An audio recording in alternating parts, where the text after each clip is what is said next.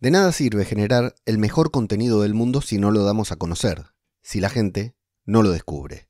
Ese pensamiento me persiguió durante los últimos 2 o 3 años y te diría que no me dejó en paz hasta hace muy pocos meses. Ojo, yo soy un convencido de esto.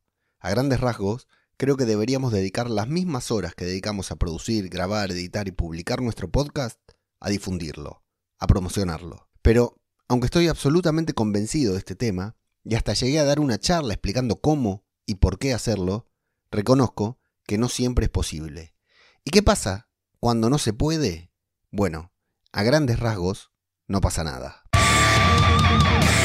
¿Qué tal? ¿Cómo les va? Yo soy Ajeno al Tiempo, les doy la bienvenida a Todo por un Daily, la versión express de Todo por un Podcast. Este es el segundo episodio final de este podcast cuya temporada termina el 30 de junio de 2025 y no regresa hasta el 2 de enero de 2026. ¿Por qué tantas vacaciones? Te estarás preguntando. Bueno, eso te lo voy a contar dentro de muy poco tiempo y mientras tanto te digo que vayas a leomenendez.com/guía para recibir en tu correo y de manera totalmente gratuita la guía para lanzar y mantener vivo tu podcast durante 2025 y, ¿por qué no?, 2026. Una guía en la que te comparto las claves, desde mi particular punto de vista, por supuesto, para no deambular sin sentido por el camino del podcasting. Y si ya tenés tu podcast, te va a interesar, o si aún no lo tenés, te va a interesar aún más.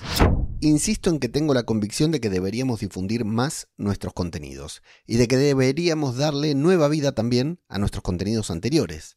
Pensar desde el momento de la producción, grabación, cómo, dónde, cuándo y por qué vamos a difundirlo.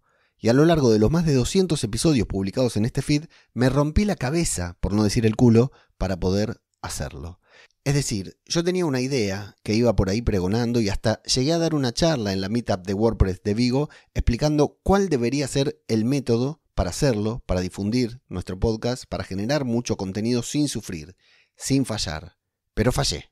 Y también sufrí, claro, porque mantenerlo es mucho más difícil de lo que parece. Cuando comencé con este podcast, yo quería cumplir a rajatabla con toda la teoría con la que iba dando cátedra por ahí. Cosas que había aprendido a lo largo de todos mis años grabando podcasts y promocionándolos muy, muy mal.